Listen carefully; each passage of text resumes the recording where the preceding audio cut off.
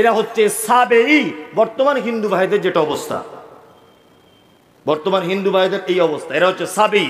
এরা মুসলিম দেব দেবীর পূজা করে এবং এক একজনের আলাদা আলাদা ক্ষমতা আছে বলে মনে করে, এক আল্লাহকে এক বলে মানে, কিন্তু আল্লাহ যে সর্বশক্তিমান এইটাকে অস্বীকার করে।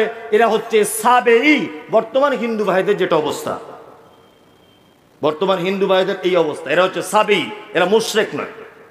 যদি বলছেন এটা আবার কেমন নতুন জিনিস শুনলাম, জি হ্যাঁ, আপনি নতুনই শুনেছেন, ধরে নিতে পারেন, তবে আপনি আমার কথা কেটে দিবেন না। এই সোশ্যাল মিডিয়াতে বক্তব্যটা রাখছি, নিশ্চয় আমি পড়াশুনো করে চিন্তা ভাবনা করে তবে বলছি, তার আগে কিন্তু আমি বলিনি। তার বলতে গিয়ে আমার কিছু মিস হতে পারে, কারণ আমি মানুষ, আমার কিছু মিস হতে পারে, আমি মানুষ। একটা কথা বলতে গেলে মিস হতেই পারে, আমি মানুষ, এটা আপনি ধরে নিতে পারেন। এরা হচ্ছে কি সাবেঈ। কি বললাম? আচ্ছা, সাবেঈ। আল্লাহ বলছে সারা পৃথিবীর মানুষ শোন, উটকে কেমন করে বানালাম এইটা একবার দেখ।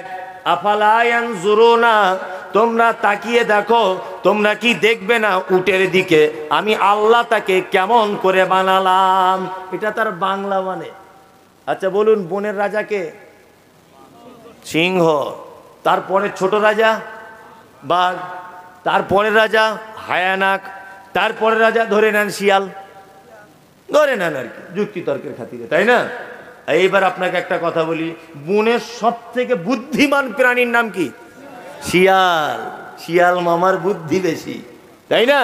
সব থেকে চতুর চালাক তার নাম শিয়াল। কি আল্লাহ এই কথা বলছেন না? আফালা ইয়ানজুরুনা ইলাল ইবিলি কাইফা খুলিকাত, উটের দিকে তাকিয়ে দেখো কেমন করে বানালাম। আল্লাহ বলছেন একবার শিয়ালের দিকে দেখ কেমন চালাক ওকে বানালাম। এইটা তো বলছে না, উটের কথা বলছে কেন? মানে মারাত্মক আল্লাহর কুদরত আছে ওতে। একটা একটা করে কুদরত বলছে, বা শুনুন, আপনার নাও জানা থাকতে পারে, জানা থাকলে আবার শুনুন, জানা না থাকলে নতুন করে শুনুন। এক, পৃথিবীর একটা প্রাণী আছে, যে প্রাণীটা একভাবে 13 থেকে 16 দিন হাঁটতে পারে। 13 থেকে 16 দিন একভাবে হাঁটতে পারে, বসার প্রয়োজন হয় না, তার নাম উট। যদি বলছেন আপনি মেপে দেখেছেন, না মেপে কেন দেখতে যাব, বইয়ে পড়েছি, ওটা বলছি। 13 থেকে 16 দিন। 2, উটের দুধ পান করা যায়, উটের গোশ খাওয়া যায়, হ্যাঁ, ওকে যানবাহন হিসেবে ব্যবহার করা যায়। 4, ওর পেচ্ছাপও পান করা যায়। উটের পেচ্ছাপ পান করবেন, অনেক রোগ ভালো হয়ে যাবে। যদি বলছেন এটা একটু কেমন বাড়াবাড়ি হলো না, আমি কেন বাড়াবাড়ি করবো? আল্লাহ নবী সাল্লাল্লাহু আলাইহি ওয়াসাল্লাম বলে গেছেন, আমি কেন বাড়াবাড়ি করবো? কি হলে হবে? মুহাদ্দিসদের একটা মতামত হচ্ছে যে জন্ডিস নামক একটা রোগ হয়, হয় না? এই জন্ডিস যদি কারু পেকে যায় বা মারাত্মকভাবে ফুলে যায়, আমাদের এখানে তো উট নেই, রাজস্থানের দিকে পাওয়া যায়, ওই একটু উটের তাজা পেচ্ছাপ যদি ওকে গ্লাসে করে 4-5 দিন পান করিয়ে দেওয়া হয়, তাহলেও ভালো হয়ে যাবে ইনশাল্লাহ। কি বললাম বুঝলেন? এর উটের পেচ্ছাপও পান করা যায়। এর আর একটা বৈশিষ্ট্য, কি বৈশিষ্ট্য? বলছে 30 থেকে 31 কিলোমিটার দূর পর্যন্ত একটা উট তার দৃষ্টি দিয়ে প্রকাশ্যভাবে একদম স্পর্শ সব জিনিস দেখতে পায়, কোনো ঝাপসা দেখতে পায় না, তার নাম উট। 30 থেকে 31 কিলোমিটার, তার মানে এখান থেকে বহরমপুর হবে বেশি। মাশাআল্লাহ, হ্যাঁ, কত হাজারদুয়ারি, এ বলছে হাজারদুয়ারি, হ্যাঁ, রেজিনগর থেকে বহরমপুর, এক আশ্চর্য ব্যাপার। আল্লাহু আকবার। এটা কেন? কেন এটা? এটা এই কারণে মরুভূমিতে গাছ নেই, পুকুর নেই, কোনো লোকের বাড়ি নেই যে ঝড় হাওয়া এলে সেই বাড়িটার দেওয়ালের সাইডে এরকম করে দাঁড়াবে। আল্লাহু আকবার। ওর মালিক আর ও যখন যায়, মরুভূমির যখন ঝড় হাওয়া আসে, তখন ও বুঝতে পেরে যায় পৃথিবীর আর একটা বিকল্প, এর কোনো বিকল্প প্রাণী নেই, তার নাম উট। যে এ বিপদের সংকেত বোঝে, বিপদের সংকেত বোঝে। ওই মরু ঝড় উঠেছে 30 কিলোমিটার দূরে, ঝড়টা ওর দিকে আসছে, ওর দিকে আসছে মানে ওকে আর ওর মালিককে উড়িয়ে নিয়ে চলে যেতে পারে, গতিবেগ এরকম হতে পারে। ওই জন্য আগে আগে হাত আর পা এরকম এরকম এরকম এরকম করে মরুভূমির বালির ভিতরে হাঁটু পর্যন্ত ঢুকিয়ে উট বসে পড়ে, মাথাটা এইরকম করে দেয়, আর মালিক বুঝে যায় এবার বিপদ আসছে।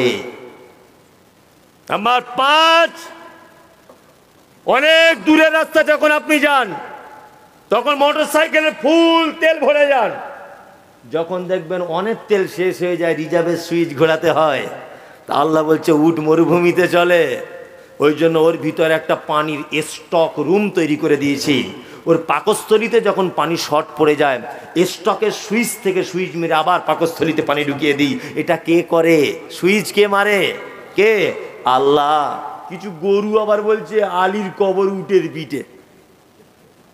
অনেক লোক বলছে না যে হযরত আলীর কবর উটের পিঠে। আমি বলছি ওরে আলী তো একজন, উটের পিঠে যদি হয় একটা উটের পিঠে হবে, সব উটের পিঠে আলীর কবর? হ্যাঁ বলে না, অনেকজন বলে। অনেক ক্যালেন্ডারে দেখতে পান না বোরাকের ছবি আঁকা আছে এইরকম করে, একটা ঘোড়ার এরকম এগিয়ে আঁকা আছে না? কে ওকে বলেছে এইটা বোরাক? আশ্চর্য, এগুলো কাল্পনিক, এমনিতে বানিয়েছে। ও কোন ক্যামেরায় তুলেছিল যে এইটা বোরাক? তখন কি ক্যামেরা আবিষ্কার হয়েছিল? এসব যুক্তি তো ওইসব কথা ভুল। কি আশ্চর্য ব্যাপার। যাই হোক, এটা হচ্ছে আল্লাহর কুদরত, আল্লাহর নিদর্শনাবলী। আল্লাহ তাআলা বলছেন আয়াতুহু, এইরকম আমার অজস্র নিদর্শনাবলী পৃথিবীতে আছে, তোমরা দেখবে আর তোমাদের ঈমান বেড়ে যাবে। আল্লাহু আকবার।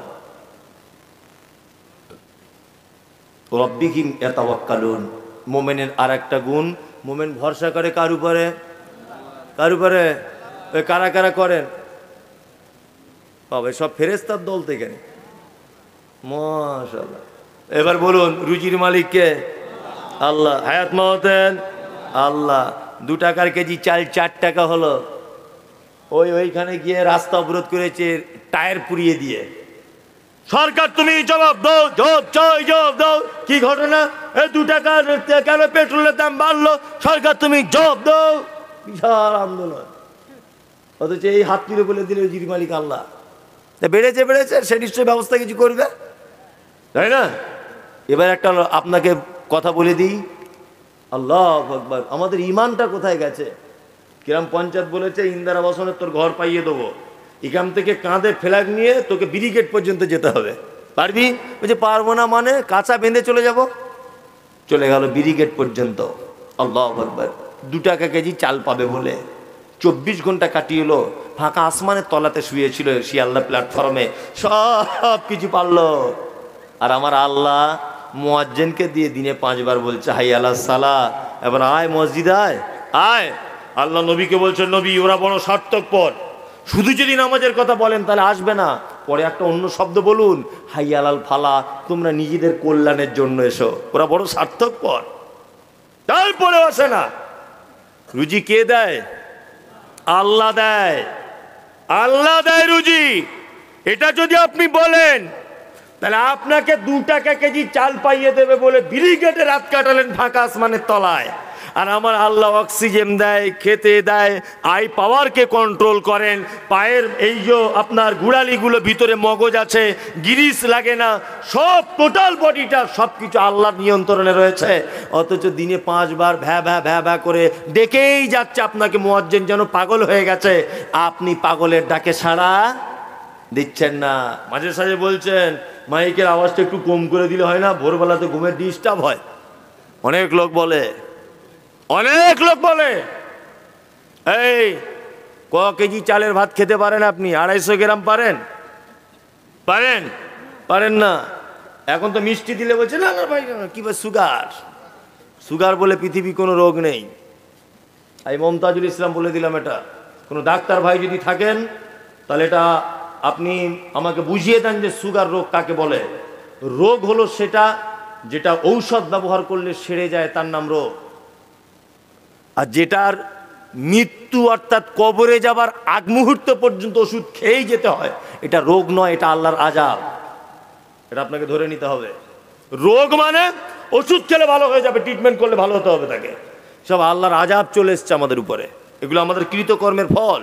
বড় বড় রসগোল্লা বলছে খাবো না, সুগার খেতে পাবি না। 250 গ্রামের চাল খেয়ে 4 বার ডায়রিয়া হেগে মুতে একাকার করে, হ্যাঁ, হজম করতে পারে না। ও আবার রুজির মালিক আল্লাহ এটা মানতে চায় না। দোকান খুলেছে, ধূপ ধুনো জ্বালিয়ে দিয়েছে, ফার্স্ট কাস্টমার এসেছে, এসে বলছে ভাই 5 টাকার মুড়ি দাও তো, ধারে পরে দিব। বউনি হয়নি এখন ধারে মাল নিতে এসেছে, সারাদিনটা আজকে বেকার করে দিলি তুই। কেন? ও 5 টাকা ধারে মাল দিল, ও তোমার ব্যবসার লস লাভে কি করতে পারে? রুজির মালিক কে? আল্লাহ। আল্লাহ যেটা ভালো বুঝবে সেটা করবে। বাঘিনীর দেখতে ভালো লাগে না বাঘের দেখতে ভালো লাগে? বাঘের কারণ কি? বড় বড় দাড়ি গোঁপ এইরকম করে থাকে, দেখতে ভালো লাগে না? তা আল্লাহ নিশ্চয়ই আপনাকে পৃথিবীর সব থেকে সুন্দর করেছে, সব থেকে সুন্দর করেছে। নারীর থেকেও পুরুষ দেখতে বেশি সুন্দর, সব থেকে বেশি সুন্দর পুরুষ। এই কারণে আল্লাহ নিশ্চয় ভালো কিছু বুঝেছে, ওই জন্য এখানে দাড়ি দিয়েছে। কই মেয়েদের তো দিল না, কেন দেয়নি? নিশ্চয়ই এতে আল্লাহ কোনো কল্যাণ রেখেছে, ভালো রেখেছে। এই দাড়ি যারা চাচ্ছে দীর্ঘদিন, এটা মারাত্মক পাপ। এরপরে এই পাপ থেকে তওবা করে ফেরত আসতে পারছে না, এ হচ্ছে ফাসেক। তবে হ্যাঁ ফাসেকরা কিন্তু ইসলাম থেকে খারিজ হয়ে যায় না।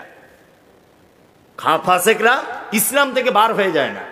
ফাসেকরা মারা গেলে কবরস্থানে মাটি দেন, জানাজা পড়ুন, তার জন্য দোয়া করুন, সব কিছু করুন।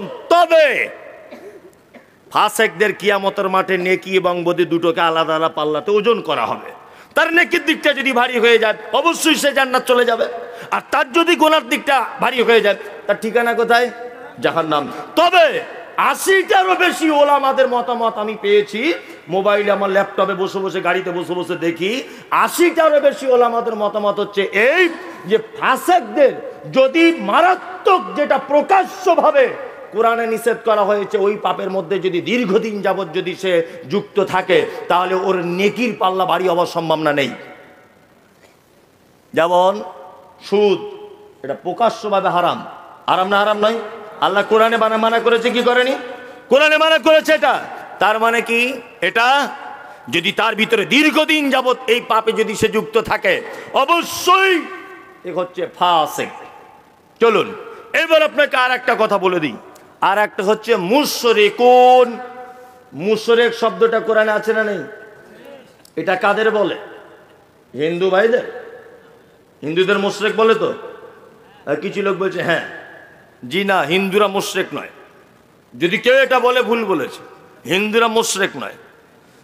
হিন্দুদের ব্যাপারে কোরআনে যে শব্দ এসেছে সেটা হচ্ছে সাবেঈ। সাবেঈ তাদেরকে বলা হয় যারা বহু দেবদেবীর পূজা করে এবং এক একজনের আলাদা আলাদা ক্ষমতা আছে বলে মনে করে, এক আল্লাহকে এক বলে মানে, কিন্তু আল্লাহ যে সর্বশক্তিমান এইটাকে অস্বীকার করে। এরা হচ্ছে সাবেঈ। বর্তমান হিন্দু ভাইদের যেটা অবস্থা, বর্তমান হিন্দু ভাইদের এই অবস্থা, এরা হচ্ছে সাবেঈ, এরা মুশরিক নয়। যদি বলছেন এটা আবার কেমন নতুন জিনিস শুনলাম, জি হ্যাঁ আপনি নতুনই শুনেছেন, ধরে নিতে পারেন। তবে আপনি আমার কথা কেটে দিবেন না। এই সোশ্যাল মিডিয়াতে বক্তব্যটা রাখছি, নিশ্চয় আমি পড়াশুনো করে চিন্তা ভাবনা করে তবে বলছি, তার আগে কিন্তু আমি বলিনি। তার বলতে গিয়ে আমার কিছু মিস হতে পারে, কারণ আমি মানুষ, আমার কিছু মিস হতে পারে, আমি মানুষ। একটা কথা বলতে গেলে মিস হতেই পারে, আমি মানুষ, এটা আপনি ধরে নিতে পারেন। এরা হচ্ছে কি? সাবেঈ। কি বললাম? সাবেঈ। হিন্দু ভাইরা দেখবেন, আমি ওদের ধর্মকে ছোট করছি না, আল্লাহর কসম ওই উদ্দেশ্য আমার নেই। দেখবেন যে ওরা যারা লোহা টোহার ব্যবসা করে, গ্যারেজ ট্যারেজের মালিক, এরা দেখবেন বছরে একবার একটা পুজো করে। কি পুজো? বিশ্বকর্মা পুজো, তাই না? তার মানে এটা ওরা জানে বা বোঝে যে বিশ্বকর্মই ব্যবসার লস লাভের ব্যাপারটা দেখাশোনা করে। ভালো করে বুঝবেন। হ্যাঁ, গণেশ আছে। আরো দেখবেন ওরা পুকুরে স্নান করতে গিয়ে সূর্যের সামনে এরকম ভাবে হাত জোর করে, করে না? করে। কারণ হিন্দু ভাইদের একটা দাবি হচ্ছে চূড়ান্ত পর্যায়ের এটা, যে পৃথিবীতে যত নারী পুরুষের আগমন ঘটেছে, আগামী দিনে ঘটবে, সমস্ত নারী পুরুষ গঙ্গা দেবীর সন্তান। ভালো করে বুঝবেন। ওই জন্য ওরা গঙ্গাতে স্নান করতে যদি না পারে, অন্তত পুকুরেও স্নান করার সময় সূর্যকে এরকম ভাবে বলে, মা গঙ্গা দেবী, হায়াত মাও তুমি দিতে পারো, আর কিছুদিন বাঁচবো, একটু এক্সট্রা পাওয়ার দিয়ে দাও। মানে এটা ও জানে যে গঙ্গা দেবী বেশি দিন বাঁচাতে পারে, অল্প দিনে মেরে দিতে পারে, এটা ওর দাবি। ভালো করে বুঝবেন। কি বললাম বুঝলেন না? আপনি মহারাষ্ট্রে চলে যান, ওরা একটা কি বেশি পুজো করে? হ্যাঁ, মহারাষ্ট্রের দিকে গণেশ পূজা বেশি করে। হ্যাঁ, মানে গণেশের ওখানে পাওয়ার বেশি। ভালো করে বুঝবেন। আমাদের কলকাতা পশ্চিম বাংলার মানুষ কালী পুজো দুর্গা পুজো বড় করে করে, তার মানে এখানে এদের পাওয়ার বেশি। ভালো করে বুঝবেন, আমি কাউকে ছোট বড় করছি না, আমি বোঝাতে চাইছি হিন্দু ভাইরা হচ্ছে সাবেই। একটা হিন্দু লোককে জিজ্ঞাসা করুন যে এটা কি করে হলো, বলছে উপরওয়ালা করেছে তাই হয়েছে। বলে কি বলে না, বলে। তার মানে আল্লাহ যে একজন আছে, উপরে যে একজন স্রষ্টা আছে, এটা ও জানে। জানে কি জানে না? জানে। তারপরেও এ অনেক দেবদেবীর পূজা করে, এক একজনের আলাদা আলাদা ক্ষমতা আছে বলে এটাও মনে করে, এই জন্য সাবেই। চলুন এবার মুশরিক কাদেরকে বলে আপনাকে সহজ ভাষায় বোঝায়। আল্লাহ নবী সাল্লাল্লাহু আলাইহি ওয়াসাল্লামকে বলা হচ্ছে, নবী আপনি তাদেরকে বলুন আসমান থেকে বৃষ্টি কে বর্ষণ করে, তারা বলবে আল্লাহ। আপনি তাদেরকে বলুন কাবার মালিক কে, তারা বলবে আল্লাহ। আপনি তাদেরকে বলুন সুস্থর মালিক কে, তারা বলবে আল্লাহ। আপনি তাদেরকে বলুন রাত এবং দিনের পরিবর্তনের মালিক কে, তারা বলবে আল্লাহ। তবে আল্লাহ নবী সাল্লাল্লাহু আলাইহি ওয়াসাল্লাম জিজ্ঞাসা করেছিলেন, বলো কাবার মালিক কে? কাবার মালিকের ব্যাপারে জিজ্ঞাসা করা হলে আবু জেহেলের মতো একজন মারাত্মক বড় বেঈমান বলছে আল্লাহ। আসমান থেকে বৃষ্টি কে দিতে পারে? বলছে আল্লাহ। হায়াত মওতের মালিক কে? বলছে আল্লাহ। তবে আবু জেহেল, আবু লাহাব, উতবা, সাইবা, ওই বেঈমান মুশরিকদের একটা আকীদা হচ্ছে এই, আল্লাহ সব ক্ষমতা মানি, তবে এক জায়গাতে আমাদের খুব অ্যালার্জি। কি অ্যালার্জি? বলছে আল্লাহকে ডাইরেক্ট পাওয়া যায় না, দেব দেবীর মাধ্যমে আল্লাহকে পেতে হয়। ভালো করে বুঝবেন। বলুন এবার আপনাকে, আবু জেহেলের এই পদ্ধতি, আবু জেহেলের এই বিশ্বাস, আবু লাহাবের এই বিশ্বাস, উতবার এই বিশ্বাস, সাইবার এই বিশ্বাস, আব্দুল্লাহ ইবনে উবাইয়ের এই বিশ্বাস, মক্কার কুখ্যাত মুশরিকদের এই ঈমান যে আল্লাহকে ডাইরেক্ট পাওয়া যায় না, এই ঠাকুরদের মাধ্যমে আল্লাহকে পেতে হয়। বর্তমানে সারা ভারতবর্ষের মুসলমানদের ভিতরে কিছু মুসলমান, তাদের এই বিশ্বাস আছে না নেই যে আল্লাহকে ডাইরেক্ট পাওয়া যায় না? আছে না নেই? তাদের যদি এই বিশ্বাস থাকে আল্লাহকে ডাইরেক্ট পাওয়া যায় না, তাহলে আবু জেহেলের সাথে এই মুসলমানের কোনো ডিফারেন্স আছে? কোনো ডিফারেন্স নাই। আবু জেহেলও জানতো, কি জানতো? কাবার মালিক আল্লাহ, পানি দিতে পারে আল্লাহ, সূর্যের মালিক আল্লাহ, হায়াত মওতের মালিক আল্লাহ, এটা আবু জেহেলও জানতো। কিন্তু আবু জেহেল এটা জানতো যে ঠাকুরের মাধ্যমে আল্লাহকে ডাকতে হবে। বর্তমানে কিছু মুসলমান আছে না, বলছে মুমতাজুল ইসলাম যতই ফটর ফটর ফটর ফটর করো, যতই ফটর ফটর করো। বলছে কি ফটর ফটর? বলছে ফটর ফটর বলতে বুঝছে আমাদেরকে উল্টো পাল্টা বলছে। বলছি তা কি হয়েছে? বলছে তুমি যতই লাফালাফি করো, গতদিনও বলেছি, যারা শোনেননি তারা শুনুন, দুটো একটা গতদিনের ওই কথা এখানে বলছি, সোশ্যাল মিডিয়া তো শুনেছেন, ডাইরেক্ট শোনেননি। বলছে গাছে কি আর এমনি ওঠা যায়, ডাল ধরে উঠতে হয়। বলছে গাছে কি আর এমনি ওঠা যায়, ডাল ধরে উঠতে হয়। ঠিক আছে, আমি মুমতাজুল ইসলাম যে কোনো গাছে উঠি না, আমি নারকেল গাছে উঠবো। যে গাছে ডাল থাকে ও গাছে আমি উঠি না। নে এবার তুই কি করবি কর, দেখ গাছে উঠতে পারি কি না। কি বললাম বুঝলেন না? ওসিলা। বলছে আল্লাহকে পেতে গেলে ওসিলা ধরতে হবে। আচ্ছা বলুন তো, ওসিলা ধরা ইসলামের জায়েজ না না জায়েজ? জি না, ভুল বলেছেন, ইসলামে ওসিলা জায়েজ, অবশ্যই জায়েজ, তবে সে ওসিলা আলাদা। কি বললাম বুঝলেন না? ওসিলা কি? এই আমার দিকে ফেরুন, গল্প করবেন না, আপনাকে বুঝিয়ে বুঝিয়ে বলছি। আল্লাহ তাআলা পবিত্র কোরআনে বলছে ফালিল্লাহিল আসমাউল হুসনা ফাদউ বিহা, অবশ্যই আমার অসংখ্য গুণাবলী নাম ধরে তোমরা আমাকে ডাকো। এটা আল্লাহ বলছেন। পাপ করেছেন, রাত 2টোর সময়তে উঠেছেন, 2 রাকাত নামাজ পড়ে আল্লাহকে এটা বলুন, আল্লাহ তোমার নাম গাফুর, তুমি ক্ষমা করতে খুব ভালোবাসো, তুমি পরম ক্ষমাশীল। আল্লাহ তোমার নাম রহমান, তুমি অতীব দয়ালু। আল্লাহ তোমার নাম রাহিম, আল্লাহ তোমার নাম রাজ্জাক। আল্লাহ তুমি আমাকে রুজি দাও, আল্লাহ তুমি আমাকে কঠিন করে দাও, আল্লাহ তুমি আমাকে শক্ত করে দাও, আল্লাহ তুমি বিপদ থেকে উদ্ধার করো, আল্লাহ তুমি ওয়াকিল। এই রকম আল্লাহর নাম দিয়ে আল্লাহর কাছে চাওয়া জায়েজ। জায়েজ কি জায়েজ নয়? জায়েজ। 2 নম্বর ওসিলা ধরতে পারেন আপনি, আপনি আপনার ভালো কাজের মাধ্যমে ওসিলা ধরতে পারেন। ওই যে একটা ঘটনা মনে আছে, বানি ইসরাইলের 3টে যুবক ছেলে রাস্তা দিয়ে যাচ্ছিল, বিশাল একটা গর্তের ভিতরে তারা আটকে পড়লো। উপর থেকে একটা পাথর এসে তাদের গর্ত আটকে দিল। একজনা বলছে এখান থেকে বাঁচার কোনো রাস্তা নাই। বলছে জীবনে যদি কোনো ভালো কাজ করো তাহলে আজকে সেটা প্রকাশ করো, আল্লাহ চাইলে ওই ভালো কাজের মাধ্যমে আমাদেরকে উদ্ধার করবেন। একজনা বলল আল্লাহ আমাকে একজন সুন্দরী মহিলা ব্যভিচারের জন্য ডেকেছিল, আমি বলেছিলাম ইন্নিয়া খাফুল্লাহ, আমি আল্লাহকে ভয় করি। পাথরের 3 ভাগের 1 ভাগ সরে গেল। ঘটনা শুনেছেন? শুনেছেন? পুরু পাথর সরেছিল কি সরেনি? সরেছিল। মাঝে সাঝে যখন বিপদে পড়বেন তখন এই রকম করে দোয়া করবেন, কি আল্লাহ হে দেবকুণ্ড মাদ্রাসায় 20,000 টাকা দান করেছিলাম, মমতাজুল ইসলাম বক্তা হয়ে এসেছিল, আল্লাহ আজকে বিপদটা, ওই দানটা যদি আমি তোমার জন্যই করে থাকি তাহলে তুমি আমার এই বিপদ থেকে মুক্তি দিয়ে দাও, ইনশাআল্লাহ আপনার বিপদ থেকে মুক্তি পাবেন। নাম্বার 3, আর একটা ওসিলা চলবে। কি ওসিলা? খুব মারাত্মক ডিপলি একটা হাদিস বলছি, এই হাদিসটা আপনাকে বুঝতে হবে ধ্যান দিয়ে, তাছাড়া বোঝা যাবে না। একজন অন্ধ লোক, কি লোক? অন্ধ লোক আল্লাহর নবীর কাছে এসেছেন, এসে বলছেন আল্লাহর নবী আপনি একটু আমার জন্য দোয়া করে দেন। আল্লাহ, ভালো করে শুনবেন কিন্তু এই হাদিসটা খুব পেঁচালো হাদিস। লোকটা বলছেন আল্লাহর নবী আপনি আমার জন্য একটু দোয়া করে দেন। আল্লাহ নবী সাল্লাল্লাহু আলাইহি ওয়াসাল্লাম বলছেন তুমি ধৈর্য ধরো, তুমি ধৈর্য ধরো, ধৈর্য ধরো, আমার দোয়া পেতে চাও? বলছে হ্যাঁ। আল্লাহ রাসূল বলছে ধৈর্য ধরো। লোকটা আবার বলছেন আল্লাহর নবী আপনি একটু আমার জন্য দোয়া করে দেন। আল্লাহ রাসূল বলছে এই শোনো, ধৈর্য ধরো। ধৈর্য ধরে বসে আছে লোকটা।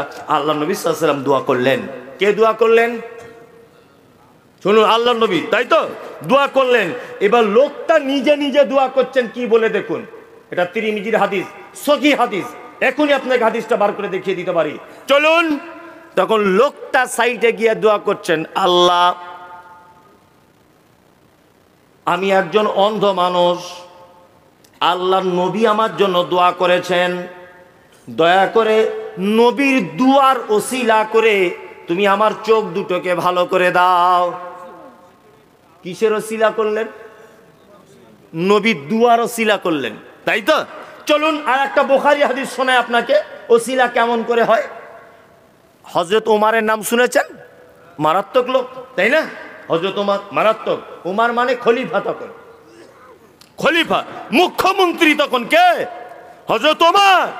অনাবৃষ্টি দেখা দিল, অনাবৃষ্টি, বৃষ্টি নেই, মাঠের ফসল শুকিয়ে যাচ্ছে চাষিদের। সব লোক দল বেঁধে হযরত ওমরের কাছে এসে বলছে ওমর আমিরুল মুমিনিন আপনি একটু দোয়া করুন যাতে আসমান থেকে বৃষ্টি হয়।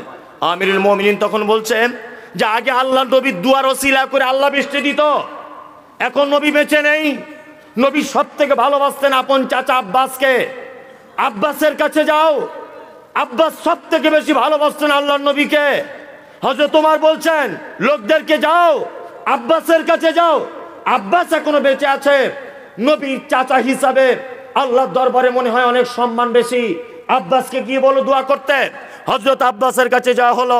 হযরত আব্বাস দোয়া করলেন, আল্লাহ নবীর চাচা আমি এই হিসাবে নয়, মানুষ নবীর চাচা হিসাবে আমাকে বড় ভালোবেসেছে, এই জন্য আমার কাছে এসেছে, দয়াময় মেহেরবানি করে এই বিপদে পড়ে যাওয়া মানুষদেরকে তোমার রহমতের বৃষ্টি দিয়ে ভিজিয়ে দাও। হযরত আব্বাস দোয়া করলেন, অঝরে বৃষ্টি ঝরতে শুরু করে দিল। বলুন সুবুদ্ধি সম্পন্ন মানুষেরা হযরত ওমর কি বলতে পারতেন না যে আব্বাসের কাছে যাবে, আমার কাছে কেন এলে? আল্লাহ নবীর কবর আছে ওই তো সামনেই, আল্লাহ নবীর কবরের কাছে গিয়ে বলো যে আল্লাহ নবী তুমি পানির ব্যবস্থা করে দাও। এটা হযরত ওমর বলতে পারতেন কি পারতেন না? পারতেন। মদিনাতে আল্লাহ নবীর কবর ছিল কি ছিল না? ছিল। তো হযরত ওমর এটা বলতে পারতেন না লোকদেরকে যাও যাও আল্লাহ নবীর কবরে গিয়ে বলো আল্লাহ নবী কবর থেকে কিছু একটা কাজ করবে, এটা বলতে পারতেন কি পারতেন না? পারতেন। তারপরেও হযরত ওমর বলছেন না, নবী পৃথিবীতে নেই, নবী মারা গেছেন, কোন দুয়ার কোন সুপারিশ কবুল হবে না, যাও নবীর চাচার কাছে যাও। তার মানে নবীর কবরে পর্যন্ত চাওয়ার পারমিশন নাই। তা হুজুরের কাছে পারমিশন এলো কোথা থেকে?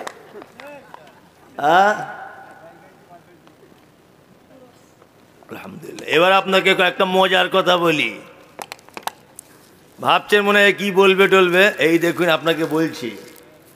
এক, নামাজে একটা দরুদ পড়েন, সবাই পড়েন তো? হ্যাঁ, আল্লাহুম্মা সাল্লি আলা মুহাম্মাদ ওয়া আলা আলি মুহাম্মাদ। বাংলা মানে হলো আল্লাহ শান্তি বর্ষণ করো মুহাম্মাদের উপরে এবং তার পরিবারের উপরে, কামা সাল্লাইতা আলা ইব্রাহিম, যেমন তুমি শান্তি বর্ষণ করেছিলে ইব্রাহিমের উপরে, ওয়া আলা আলি ইব্রাহিম, এবং ইব্রাহিমের পরিবারের উপরে। এটা করেছি কি করিনি নামাজে? করি। আল্লাহুম্মা সাল্লি আলা মুহাম্মাদ, আল্লাহ শান্তি বর্ষণ করো মুহাম্মাদের উপরে। বলুন এবারে, সারা পৃথিবীতে যত মানুষ বর্তমান আছে, গত হয়ে গেছে এবং আগামীতে আসবে, সব থেকে দামি মানুষ নাম কি? মুহাম্মদ সাল্লাল্লাহু আলাইহি সাল্লাম।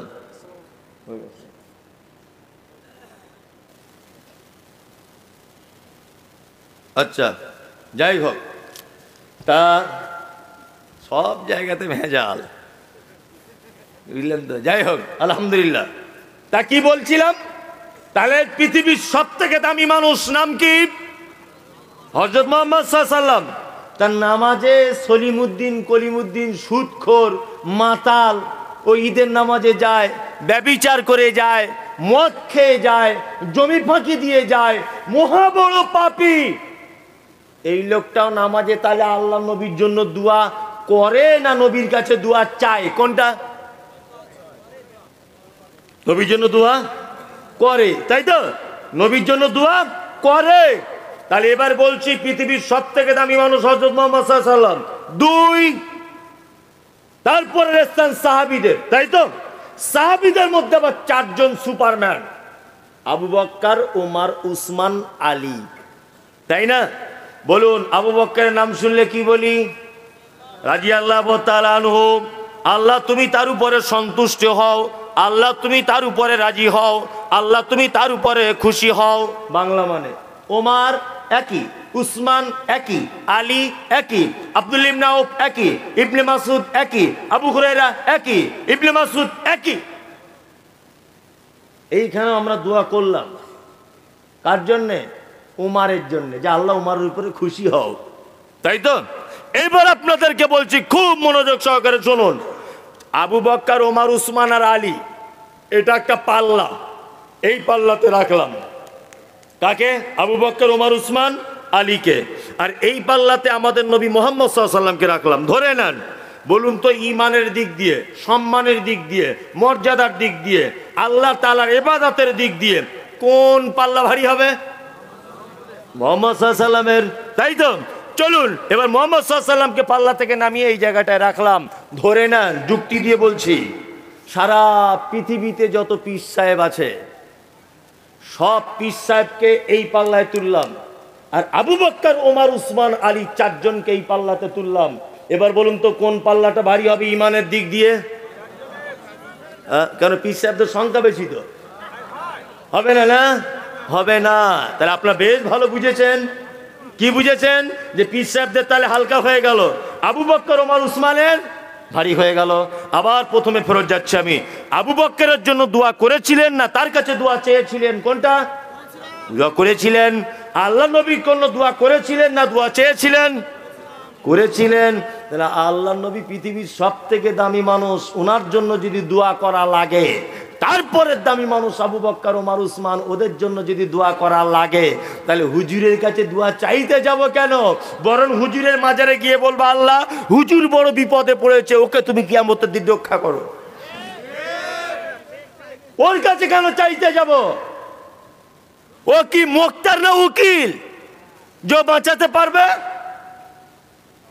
নবী পর্যন্ত দুয়ার মুখাপাক্ষী, প্রত্যেক নামাজে পর্যন্ত শিখিয়ে দিয়ে গেছেন উম্মতকে, দোয়া করবে আমার জন্য। তার নবীর জন্য যদি দোয়া করা লাগে, এ কোথাকার জিলাপি হুজুর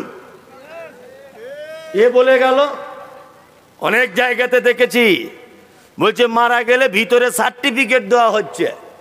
বলছে কোথায় যাবে? বলছে স্বর্গে চলে যাবে। তা মনে মনে বলছি, তোমার হুজুরই তো কিয়ামতের মাঠে নৌকা চালাবে, ও তো নিজেরই ঠিক নাই। কি আশ্চর্য ব্যাপার! এদের উচিত শিক্ষা ঠিক এইভাবে দিতে হবে। কেমন ভাবে জানেন? একটা লোক স্বপ্ন দেখেছে রাতের বেলা, তা পীর সাহেবের কাছে ব্যাখ্যা করতে গেছে। খুব ভালো করে শুনবেন। বলছে, পীর সাহেব, আমি একটা স্বপ্ন দেখেছি। তা হচ্ছে কি স্বপ্ন? বলছে আমার ডান হাতে মধু আছে, হ্যাঁ, আর বাম হাতে পায়খানা লেগে আছে। তা বলছে তারপরে কি স্বপ্নটা কেমন হলো? বলছে আমি ডান হাতটা আপনাকে দেখাতে এসেছি, বাম হাতটা আপনাকে দেখাতে এসেছি। তখন বলছে ওরে বাবা, দুটো হাতই দেখাতে এসছো? বলছে হ্যাঁ। বলছে হুজুর তারপরে দেখছি একটা জিনিস। তো বলছে কি? বলছে আমি যেন মধু আর পায়খানাটা নিয়ে আপনার কাছে আবার জানতে এসেছি। তো বলছে কি হলো তারপরে? বলছে হুজুর তারপরে আমি জানতে এসেছি, স্বপ্নে ঘুমিয়ে ঘুমিয়ে দেখতে পেলাম যে, না সরি ভুল হচ্ছে, বলছে হুজুর একটা স্বপ্ন দেখেছি। তা বলছে কি? বলছে আমার হাতে যেন মধু, এই আপনার হাতে যেন মধু আর আমার হাতে যেন পায়খানা। ঘটনাটাই বলতে ভুল হচ্ছিল যে আমার হাতে পায়খানা, আপনার হাতে আছে মধু। তখন পীর সাহেব বলছে দেখেছো পীরের কত কেরামতি, তুমি পাবলিক বলে তোমার হাতে পায়খানা, আমি পীর ওই জন্য আমার হাতে মধু। বলছে হুজুর স্বপ্ন শেষ হয়নি। বলছে তাহলে এরপরে কি আছে?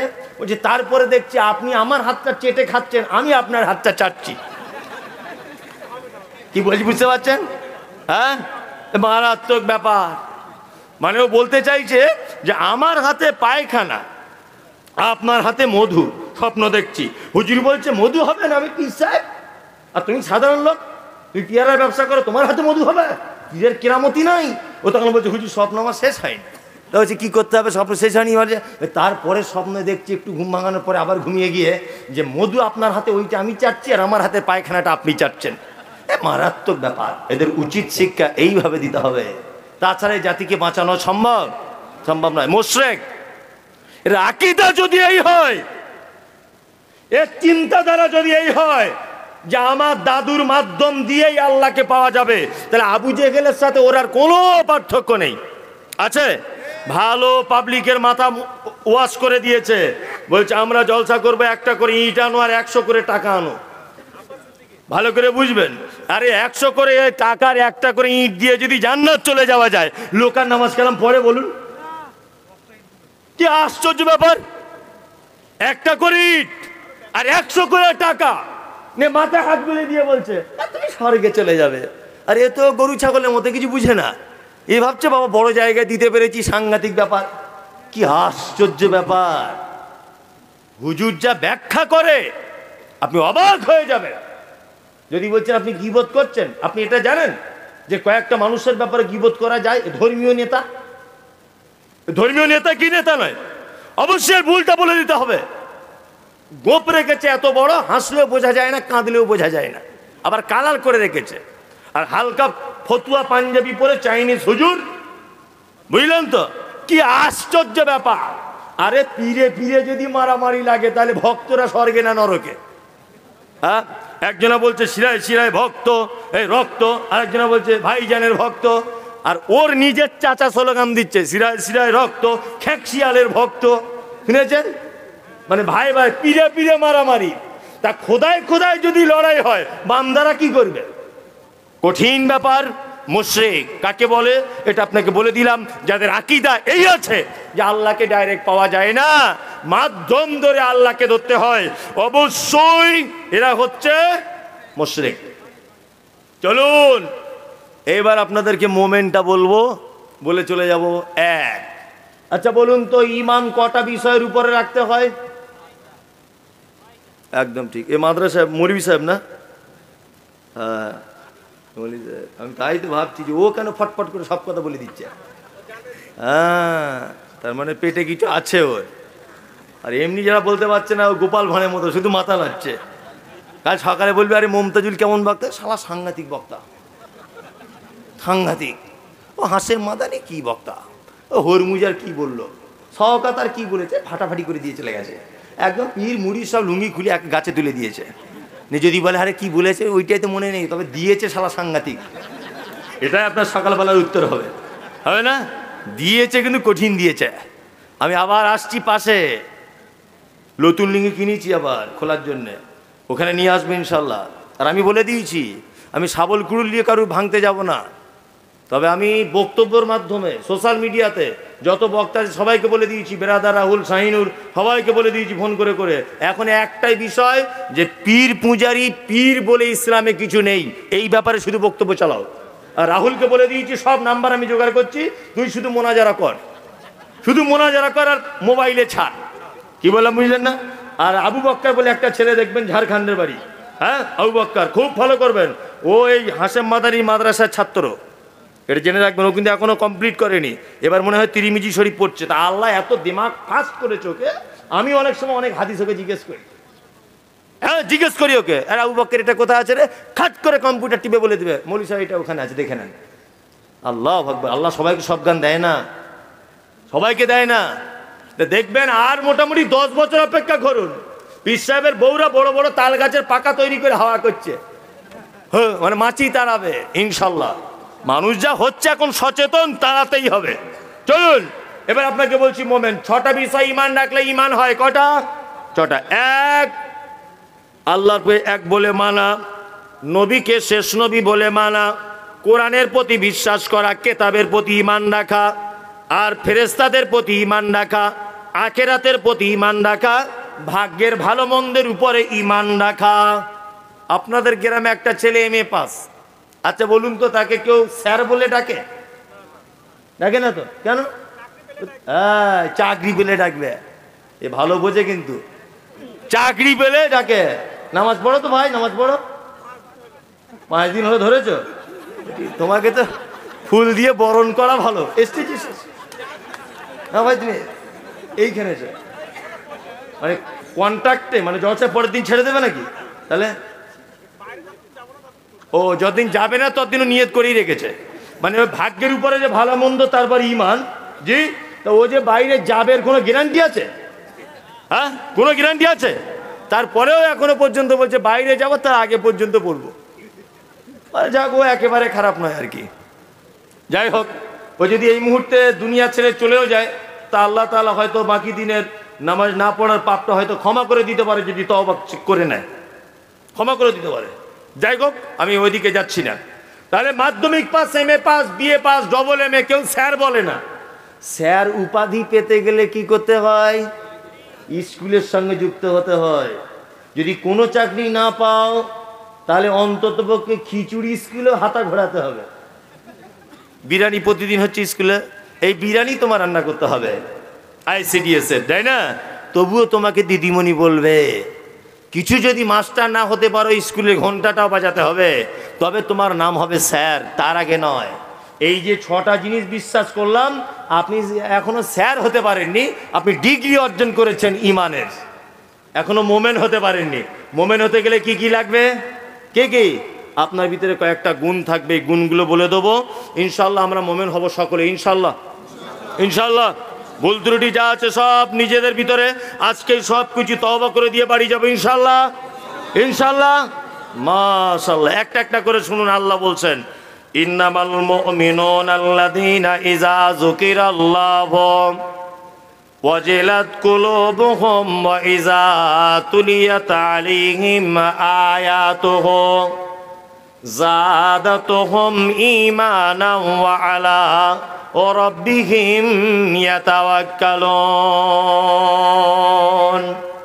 আল্লাহ বলছেন, মুমিন তো তারাই যারা পাপ কাজ করবে, দিনের বেলা পাপ কাজ করবে, রাতের বেলা মসজিদে গিয়ে পাপ কাজের কথা স্মরণে হয়ে যাবে, ভয়ে থপ থপ থপ থপ থপ করে কাঁপবে, এরা হচ্ছে মুমিন।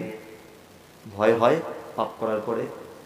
ভয় হয় না। যুবক, তুমি রাতের বেলা কার সঙ্গে ফোনে ভিডিও কলে কথা বলো, সকালবেলা তুমি আবার তোমার বন্ধুদেরকে বলো কালকে সাবিনার সঙ্গে রাত 2টো পর্যন্ত ভিডিও কলে এই এই এই এই করেছি, এটা তোমার চরিত্র। জি, অনেক অসভ্য পুরুষ মানুষ আছে, মারাত্মক অসভ্য। সেই পুরুষ মানুষগুলো নিজের বউয়ের সঙ্গে কাঁধে হাত দিয়ে ছবি তুলে ফেসবুকে পোস্ট করছে, আছে না? এরকম কাপুরুষ আছে না? নেই? আছে। আর বাংলাদেশ সব থেকে নিকৃষ্ট জায়গা কেন বললাম? সোশ্যাল মিডিয়াতে সব থেকে যৌবনের বেশি সুড়সুড়ি দেয় বাংলাদেশ। দেখবেন নিজের বউয়ের সাথে কি করে গলা জড়িয়ে ধরে শুয়ে আছে, হারামখোর, সেটাও ফেসবুকে ছাড়ছে। হ্যাঁ, আশ্চর্য ব্যাপার, ব্লগ ভিডিও তৈরি করছে। ওর বউ কি শাড়ি পরছে, কি ব্লাউজ পরছে, কি মার্কেট করলো, কি রান্না করলো সেটাও দেখাচ্ছে। তবে আমাদের ভারত কিন্তু এই দিক দিয়ে অনেক ভালো, এটা আমি বলবো অনেক ভালো। আছে কিছু মুসলিম ভাই বোনেরা, মুসলিমদের পাবেন না ভারতবর্ষে। আর মনে হয় সোশ্যাল মিডিয়াতে একটা দুটো একজন আনকালচার এদের ভিতর হতে পারে, একটা দুটো ব্যতিক্রম। অসভ্য যুবক, তুমি অসভ্য পুরুষ মানুষ, নিজের বইয়ের ছবি তুলে তুমি ফেসবুকে ছেড়ে দিচ্ছ, আশ্চর্য ব্যাপার। অথচ এটা পাপ, তুমি নিজেও করছো স্ত্রীকে দেখিয়ে, অথচ তুমি সেটা একবার অনুতপ্ত হলে না যে আমি পাপ কাজ করলাম, আমার ভুল হয়েছে, আল্লাহর কাছে ক্ষমা চেয়ে নিই। আল্লাহ বলছে মোমেনের প্রথম নম্বর গুণ হচ্ছে ওরা হচ্ছে মোমেন। কারা তারা? যারা পাপ কাজ করবে তারপরে পরেই আল্লাহর ভয়ে থর করে কাঁপবে, এরা হচ্ছে মোমেন। মারাত্মক একটা হাদিস বলছে, বা শুনে নেন। একজন মহিলা আল্লাহ নবী সাল্লাল্লাহু আলাইহি ওয়াসাল্লামের কাছে এসেছেন, এসে বলছেন, আল্লাহর নবী আমি ব্যভিচার করেছি। আল্লাহ রাসূল বলছেন, ব্যভিচার করেছো, তার প্রমাণ কি? বলছে, এই দেখুন আমার পেটে বাচ্চা চলে এসেছে আল্লাহ রাসূল। মহিলা তখন বলছেন, আল্লাহ রাসূল পেটে বাচ্চা, এখানে আর লুকানোর জায়গা আছে? কোনো জায়গা নেই। বিশ্ব নবী বলছেন, মহিলা কি করতে হবে বলো? বলছে, আল্লাহর নবী আপনি আমাকে রজম করে দেন, অর্থাৎ কোমর পর্যন্ত পুঁতে আপনি আমাকে ইট পাথর মেরে ঢেল মেরে মেরে দেন। বিশ্ব নবী বলছেন, মহিলা তুমি তো অপরাধ করেছো, পেটের বাচ্চা তো করেনি, এক কাজ করো, বাড়ি চলে যাও। বাড়ি চলে যাও, বাড়িতে যাওয়ার পরে তুমি তোমার বাচ্চা জন্ম দাও, পর্যাপ্ত পরিমাণে যতদিন দুধ পান করবে ততদিন দুধ পান করাও, এবং রুটি খেতে শিখবে। এরকম একটা বয়সে এলে অবশ্যই আমার কাছে তুমি আনবে, তোমার সাজা দিয়ে দেব। বিশ্বনবী বসে আছেন, মহিলাটি অনেক দিন পরে তার বাচ্চা ছেলের হাতে একটা রুটি দিয়ে আল্লাহর নবীর কাছে এসে বলছেন, আল্লাহর নবী আপনি কি আমাকে ভুলে গেছেন? আমি সেই মহিলা যাকে আপনি আমার কাছ থেকে আপনার কাছ থেকে ফেরত দিয়েছিলেন। বিশ্ব নবী বলছেন, বুঝতে পেরে গেছি, বুঝতে পেরেছি। তবে তোমার এটা জানা আছে যে বাচ্চাটা ছেড়ে তোমাকে এখনই চলে যেতে হবে? বলছে, আল্লাহর নবী জানি। পৃথিবীর কাকে সব থেকে বেশি ভালোবাসো? বাচ্চাকেই ভালোবাসি। কিন্তু আল্লাহ রাসূল আপনি বলেছেন কিয়ামতের মাঠে যদি কোনো মানুষকে একদিন যদি দাঁড়িয়ে থাকতে বলা হয়, দিনটা হবে 50,000 বছরের। আল্লাহু আকবার। কোরআনে শব্দ এসেছে, ইয়াউমা তারাউনাহা তাযহালু কুল্লু মুরজিআতিন আম্মা আরযাআত ওয়া তাযাউ কুল্লু যাতিন হামলিন হামলাহা ওয়া তারান নাসা সুকারা ওয়া মা হুম বিসুকারা ওয়ালাকিন আযাবুল্লাহি শাদীদ। আল্লাহু আকবার। আল্লাহ কোরআনে বলছেন কিয়ামতের মাঠে পৃথিবীতে একজন নারী সব থেকে তার সন্তানকে বেশি ভালোবাসে। তার সন্তান নিচের দিক দিয়ে এমনিতে পড়ে যাবে, এমনিতে লজ্জাস্থান দিয়ে তার বাচ্চাটা পড়ে যাবে, মা বুঝতে পারবে না বাচ্চা কেমন করে হলো। বাচ্চা মায়ের পায়ের কাছে এসে বলবে, মা একটু দুধ দাও, কলিজা ফেটে যাচ্ছে, দুধ দাও। মা সেদিন তার বাচ্চার দুধ পান করানোটা ভুলে যাবে, আর মানুষগুলোকে দেখতে পাওয়া যাবে মাতালের মতো করে ঘুরছে। অমাহুম বিসুকারা, আল্লাহ বলছে তারা কেউ মদ পান করেনি, ওয়ালাকিন আযাবাল্লাহি শাদীদ, আমার কঠিন আযাবের ভয়ে তারা মাতালের মতো করে ঘুরছে গোটা কিয়ামতের মাঠ। ইয়া নফসি ইয়া নফসি ইয়া নফসি, আল্লাহ আমার নফসের কি হবে, আমার নফসের কি হবে? ওই দূর থেকে একজন মানুষ শুধু বলবেন, ইয়া উম্মতি ইয়া উম্মতি ইয়া উম্মতি। তিনি হচ্ছেন মুহাম্মদ সাল্লাল্লাহু আলাইহি ওয়াসাল্লাম। আল্লাহর নবী আপনি বলেছেন কিয়ামতের মাঠে যদি একদিন দাঁড়াতে বলা হয় 50,000 বছর, আমাকে যদি জাহান্নামে